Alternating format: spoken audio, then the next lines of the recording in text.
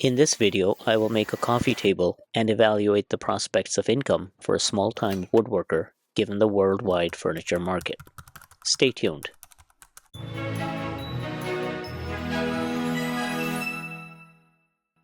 It isn't often enough that I have to deal with hairy situations. By this I mean that usually my wife and I deal with life's unusual uncertainties and challenges, raising kids, meeting work deadlines. But every now and then a strange and new problem raises its hand and you can't help but address it. I'm making this coffee table free of charge for an old friend. He has mentioned a few times now that I have made nothing for him. It took me a while to wrap my head around where he's coming from, and even though he makes no sense and I still don't understand, I figure I'll address this tension in light of old friendship. I want to point out that my friend has his furniture all sorted. For instance, he has the coffee table, the dining table, the desk, and everything else furniture-y. But those are tools and necessary. I mean that those are the essential items one needs in their house to place a book on or a cup of coffee. What he wants, though, is one of those completely unnecessary pieces of furniture, which, if it exists or not, makes as near as no difference, but is good to look at, and is designed to evoke a sense of well-being. Basically, what I mean is that he wants art captured in a tangible material like wood for the same reasons anyone would want to have art. I generally have an idea about what I'm going to make, but I don't know how I'm going to make it. By this I mean that I don't have a detailed plan, steps, or a blueprint to refer to while I'm working on a project. I'm bringing this up because I always notice woodworkers on YouTube referencing plans. Each of their steps is well thought out and everything comes together in a synchronized and harmonious manner. This got me thinking, why do I not have such order and harmony in my projects? Why am I unable to not only think of a project, but also lay out a solid plan of execution? But I feel this is due to two reasons. One is my lack of experience in woodwork. This lack of experience part is straightforward. I have only been woodworking for a few years as a hobby, so I don't know much, and this leads to frequent, didn't see that coming, situations. Specifically, I mean that I'm unable to see 5 to 10 to whatever steps ahead like a more experienced woodworker is able to. The second reason, though, is circumstance. And by circumstance, I don't just mean that I have time constraints, fewer tools, poor quality tools, less space, and whatever else. This is all true, by the way. I don't have great tools, space, or time. Let me explain what I mean by circumstance and let me know in the comments what you think. Too many times in life I have found myself saying, I can't do this, or I wish I could do that, but I can't. Or for instance, I would love to go to Italy this November, but I can't. This can't is what I mean by circumstance. Perhaps I should use a better word, but I'm going with circumstance. It's just like an invisible hand that limits, controls, and directs me in daily life, including my woodwork projects. And I know that I can't go to Italy in November because of the kids' school, my wife's work schedule, and my work-related deadlines. Well, then maybe it's my priorities that I have which lead to this invisible hand directing my life. By this I mean that my kids' school and our professional lives are more important than going to Italy in November, and this is why I say I can't. So I guess what it boils down to at the end of it all is that I would love to plan out my projects in detail, but it is not as much of a priority for me and I have other things that I'd rather be doing. So, I blame my lack of experience and circumstance for not having the detailed plans other woodworkers have. And that's okay, because I have yet to face a project I could not complete because of a lack of experience or detailed plans. Although the price I pay is the uncertainty that is part and parcel of an unplanned attempt and those, didn't see that coming situations. And this is fine, I don't fight it, I accept it and call it learning. And so if you see me doing something the wrong way, please let me know in the comments because I don't know any better and I'm learning. And if you also have moments where you say, I would love to, but I can't, don't despair. We are all learning. Okay, so I agree, all this sounds like a preamble to an impending disastrous mistake for which I am preparing you. But no, don't worry, I end up building the table just fine. I want to talk about joinery, specifically the joinery required at the point where you have to take a 90-degree turn when building a piece. Particularly, I'm talking about legs. So let's say I have a flat table from end to end, like this coffee table, and now I need to make it go down to the ground at 90 degrees.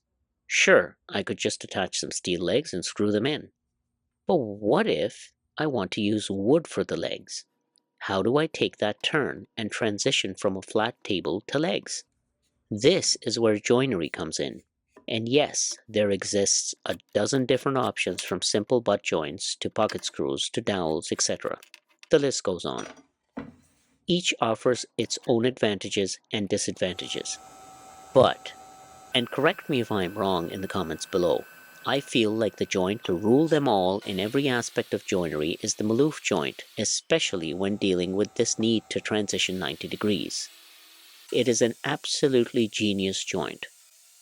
This is because it doesn't only enable you to make that 90-degree transition, but also you can sculpt this transition seamlessly into your tabletop so that it looks like one piece. This is what I'm going to do here. I'm going to make 4 Maloof joints for the legs, but I'm also going to do it in a very different way. And this ties back to circumstance, because it's not a priority for me right now to increase my workspace, nor is it a priority for me to upgrade my table saw. I find it extremely dangerous and difficult to cross-cut long walnut boards on my contractor-style DeWalt table saw. I don't have enough room on my tabletop to slide the board safely, nor do I have room for any auxiliary table extensions where the board may rest while I slide it across the table. This is why I choose pieces no longer than approximately 2 feet long to make my Maloof joints. I make the tenons all 4 on one piece, and because legs are usually never that long, I'm able to safely make the mortises on each leg for the Maloof joint. Once I've completed the tenon work, I separate the tenons and glue the Maloof joints separately. Then, I align the grain orientation of my tenon piece with the location where I want to glue this tenon on the actual piece. This approach allows me to bypass my circumstance and enables me to create a rock-solid joint I could create heirloom furniture with. So naturally then, this brings me on to planning. Despite not having detailed plans, my planning is nothing short of excellent. This is because I don't know any better, so what I know is what I can do. I imagine this coffee table to have 3 different planes so that when my friend watches my videos he could place his coffee on one level and his computer on another. This multi-plane detail is not only driven by the AI image this table is inspired by, but also because I prefer not making the same thing again. Let's face it, tables are boring. Making flat material sitting on some legs is just about as interesting as peeling a banana. I enjoy building things I have never built before. This is because I'm doing it for the first time, so I don't know what to expect. This lack of expectation makes it exciting for me and of course a little scary at the same time. But it motivates me to work toward completion. In this case, especially so because I have a free hand and I could do whatever I want. So in a way, it's liberating. By this I mean that if I were making a dining table, I would have some basic expectations of the end product based on my past experience. Like the tabletop will be flat, the C-channels and the top of the legs will be flush with the bottom of the table, the legs will be placed at all 4 corners or in the middle about 16 to 20 inches from each of the long ends. All this gives me an idea about what I'm working towards. But in this case, I have no idea what these 3 different planes will look like, how I will sculpt them so that they flow into each other, where the legs should be placed. All these unknowns make the project exciting, and because I have nothing to compare it to, I absolve myself of all expectations, and I feel liberated. I want to switch gears to practicality and shed some light on this woodworking hobby of mine.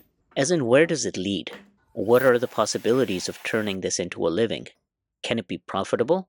Can I actually rely on it for retirement? I would love to know how you feel about these questions, so feel free to comment and share your thoughts. I think that if this woodwork hobby of mine is to be treated seriously, it needs to generate an income. Specifically, the income after the dust is settled. Financially speaking, I mean net income, net of my cost of goods sold, net of all my other operational costs like keeping the lights on, for example, bills, insurance, depreciation, interest expense, and even income tax. I want to talk about this because in my experience, honestly, woodworking has been a labor of love. I do it because I love doing it. I don't focus on the bottom line. I employ every ounce of my energy and ensure that all aspects are 100%. For instance, if a hairline crack is bothering me, I will not ignore it or choose the quickest and cheapest way to fix it, but rather address it by using the best technique I feel exists without any regard for time or cost. Just recently I built a dining table for a client and I included a couple of bow ties for a crack I knew was a non-issue. You can check that build here. I will return to discussing the financial aspect shortly. I want to point out that had I done some proper planning, I probably wouldn't be feeling the way I am looking at how this looks. I didn't like it. When I shared this design with some close friends, they wondered how one would clean those areas between the tabletop and the legs. So I decided to place 2 of the legs under the tabletop and 2 of them mortised in. However, at this point I was certain that the mortises I will notch into the tabletop will be less than perfect. This is because at this point I had already sculpted all the edges, so I had no flat edge to reference. Additionally, the 3/4 inch roundover I had given the legs around the mortise for the Maloof joint will not be flush with the tabletop. This means that I may need to plug these cavities with hopefully some matching offcuts. But the top of the legs in this case will not serve any structural significance, in the sense that the tabletop is being held by a 7-inch by 5-inch tenon glued to the face of the bottom of the table, and the leg is maloofed into this tenon by a 4-inch wide Maloof joint. So my concern with this is only aesthetic, and not at all about the joint strength. Let me know in the comments if you think otherwise. Okay, so returning to our discussion about woodworking as a labor of love, this approach of performing unplanned work, like adding bow ties, is not sustainable if I were working for the bottom line. By this I mean that I would think hard about making this decision because bow ties add a substantial increase to the effort required. It adds cost via materials and labor, and also impacts timelines agreed upon with the client because this is unplanned additional project work. So if I were working for the bottom line, it is highly likely that I will ignore the hairline crack and more or less cut corners here and there during the build to ensure that I meet my required profit and timeline. This is where I feel that a small woodworking shop begins to get into trouble with competition, because the big stores of the world are in the optimal position to serve the masses and it is nearly impossible to compete. This is because they provide an identical product repetitively, designed accurately, and finished for a fraction of what the same item will cost me. And yes, I get that the big box stores for the most part do not focus on custom hardwood furniture made out of walnut, but for those people who need furniture, the big box stores are an excellent source. And if me, the small woodworker, is making the same furniture people need and can get from the big box stores, then I stand no chance. But for those people, however, who want custom furniture, these big box stores do not provide much. This provides an opportunity for a small woodworker like me to step in and earn a piece of the pie. So essentially, there is potential for someone like me or any other small woodworker to establish a business and a client base catering to clients who want the kind of furniture unavailable at the big stores. By the way, I will be including my references in the video description if you're interested in reading details. But using some very rough calculations for this purpose, the furniture market worldwide is projected to generate a revenue of approximately $765 billion in 2024, and is expected to grow at a rate of 3.8% annually through to 2029. Of this, someone like me who caters to clients looking for custom furniture is participating in an approximately $31.5 billion market. But this market is expected to grow by 12% annually through to 2032 due to an increased demand for custom furniture. So how do I capture a share of this segment of the market and ride the growth wave?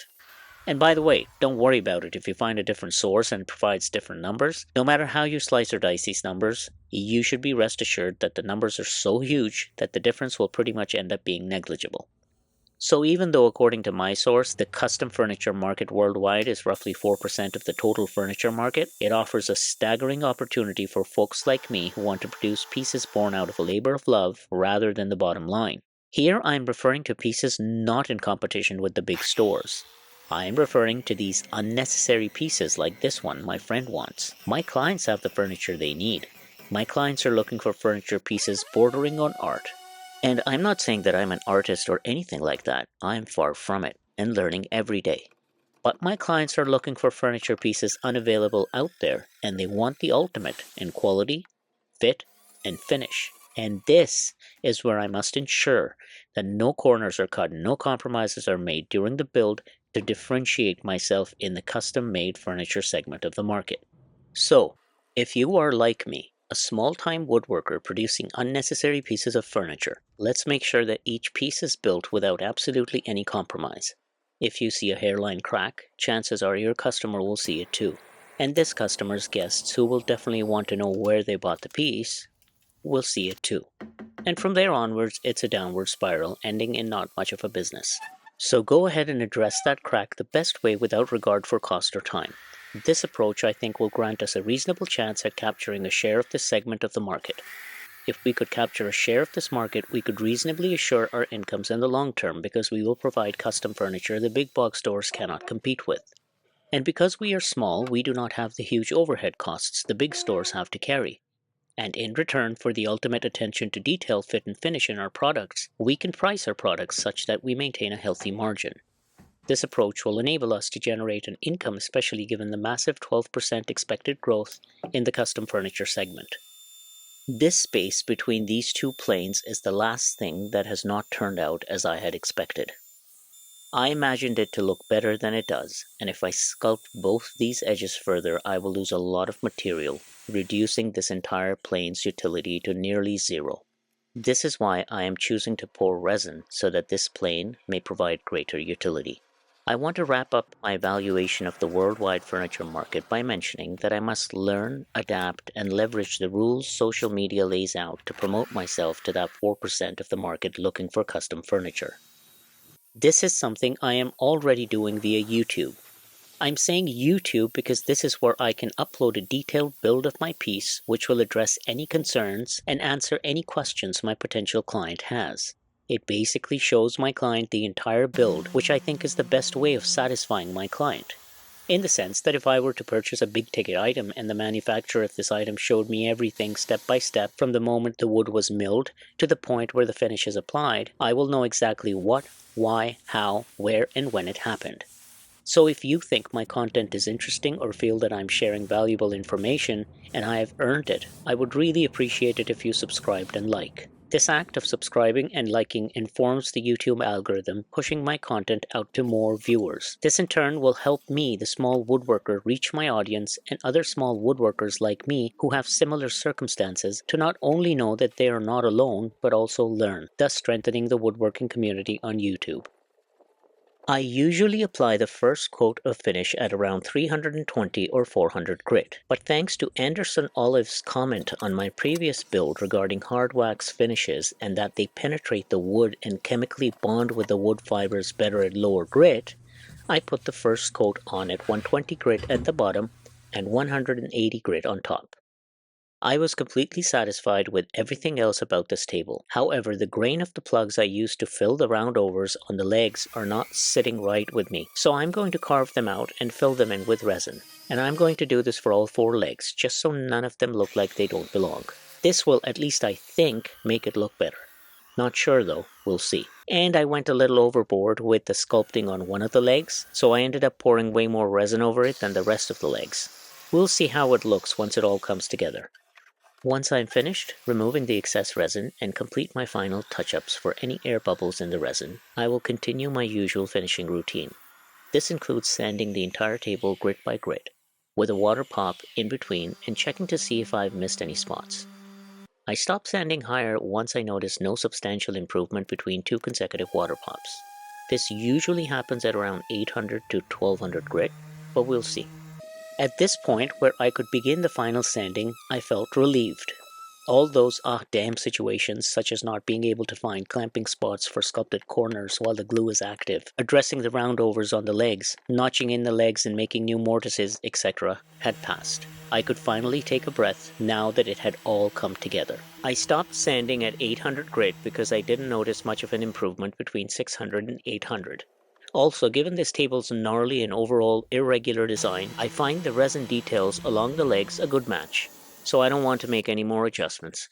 I want to take a moment and point out that I believe I should share as much depth with you, my audience, regarding my thought process and the choices I make, so that you understand where I am coming from. I mean that I'm sharing my thoughts and reasoning, and they are as wrong and as right as yours. But because this is my video, I get to share my thoughts. And that's all. So don't think of me as a preacher or someone who believes they know more than you. Not at all. I am simply sharing content and commentary and saying things I believe, along with references for any facts I share. Regardless of how much experience we have, or our method of learning, or the quality of our tools, or how hairy a situation we find ourselves in, under no circumstance should we make compromises or cut corners on our build, because this ultimate quality fit and finish is what our customer is after, and this is what we must use to differentiate ourselves from the rest. I am genuinely looking forward to your comments on this build. I will make sure I reply to all your questions, and feel free to correct me where I'm wrong and how I can improve. Thank you for watching. Enjoy the completed build.